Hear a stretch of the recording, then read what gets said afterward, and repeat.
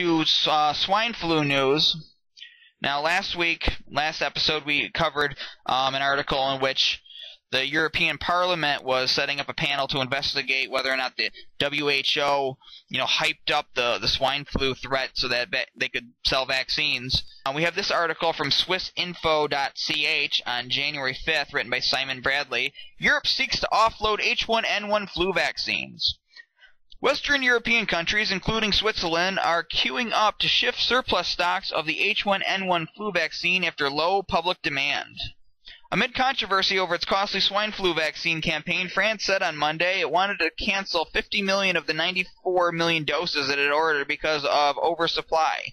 These latest moves could hit drug makers' profits, say analysts. France had originally planned to spend 869 million euros on 94 million vaccine doses, estimating that each individual would need 2 shots. But only 5 million French people out of a population of 65 million have been vaccinated, and European health authorities have said 1 vaccine dose is sufficient.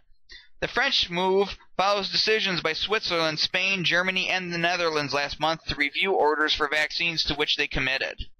And then if you skip down to the bottom of the article, there's a paragraph titled Extravagant Fiasco. The French government move came after intense criticism from politicians and scientists. The French opposition Socialist Party described the national campaign as an extravagant fiasco and demanded a parliamentary investigation. Elsewhere, Council of Europe member states are considering whether to launch an inquiry into pharmaceutical companies' influence on the global swine flu campaign. The WHO's false pandemic flu campaign was one of the greatest medicine scandals of the century, said German Dr. Wolfgang Wodarg, chairman of the Council of Europe Parliamentary Assembly Health Committee, who tabled the motion to be debated on January 25th. And America 20XY is definitely going to be covering that, so check in around those days to see what stories come out. Now, my last article for the show this week is one written by myself. It was on America20XY.com and opednews.com, and I guess you could call it a piece of inspired satire. It's titled Memo from the New World Order, and this was printed on January the 4th. Memo obtained from the desk of Newton Wordler Orwell to his partners. Gentlemen and gentlewomen, this week has seen our organization righted and moving forward in pursuit of our vision for a better world. Firstly, thanks to the efforts of our usual contacts in intelligence and the media, the great rabble that set out to derail our agenda last summer at American town hall meetings has now been distracted by the circumstances of that young man on the plane in Detroit. While there was much concern that his lack of success may not produce the desired effects we saw, our people at the networks have taken great lengths through their use of focused attention on the incident and subtle psychological stimuli, such as well-placed graphics with emphasis on the word terror, and the time-tested use of urgent headlines preceded by the term breaking news, to instill in the hearts of Americans at every moment that they are in danger.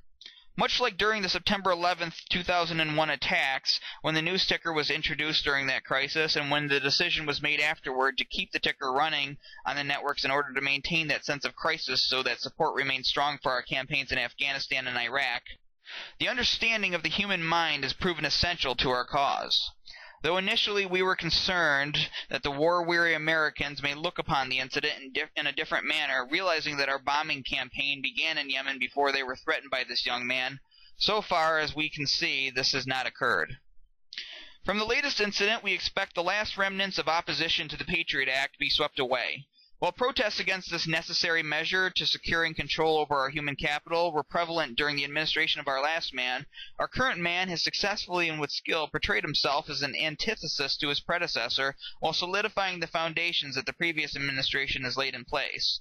As long as our man continues to portray the image of a grassroots champion and upholds the duties of his appointment without going rogue and betraying our cause, as one past holder of his office did many years ago, then there isn't any reason to think that we can't keep our momentum.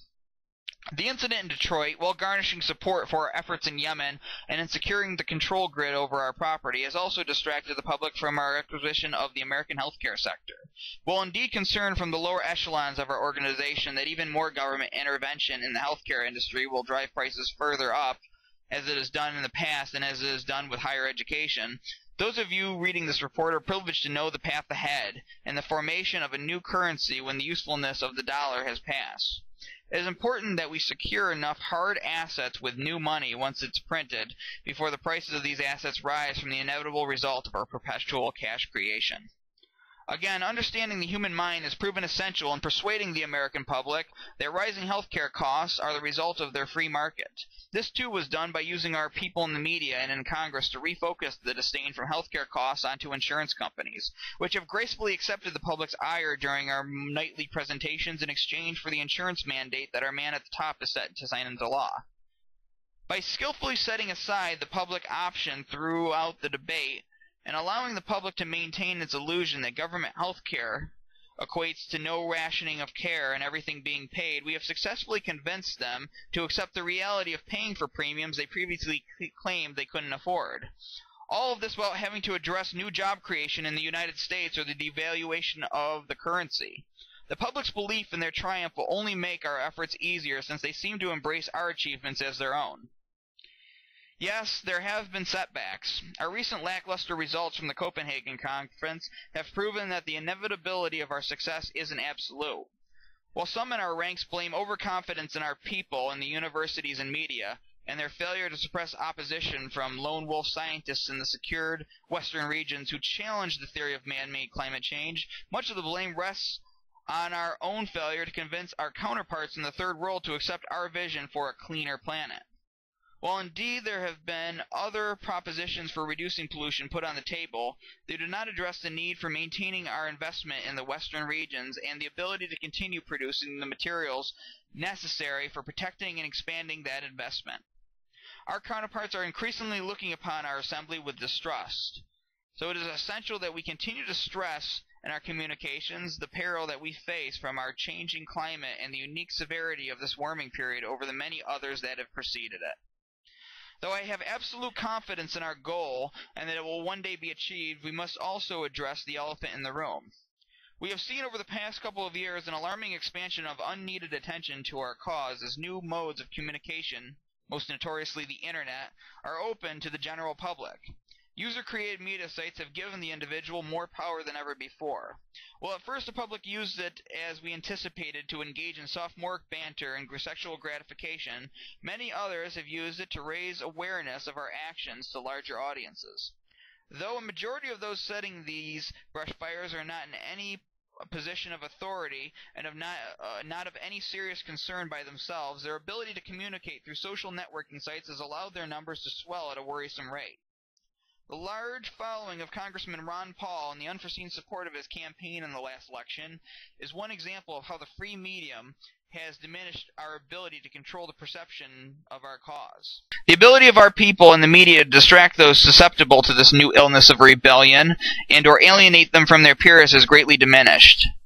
Though we've tried to increase the amount of less stimulating entertainment by giving the public what it wants, this seems to have had the opposite effect. More and more people are rejecting our old solutions and paradigms, and though a great deal of the public is still blissfully unaware of our exploits or hasn't accepted the reality of our existence, a seed has been planted that could grow rapidly if watered by any more rabble-rousing or discontent. Thus I recommend stealth. We must voice our encouragement of this new medium and of the public's free expression through our contacts in the media, while also taking swift action to cap it. Needless to say, if they ever realize the greatness of their numbers, then our organization is doomed. Sincerely, Newton Worldler Orwell. Well, this is going to conclude another episode of the America 20XY Week in Review. Remember, folks, eternal vigilance is the price of freedom. God bless you, and God bless America. Good night.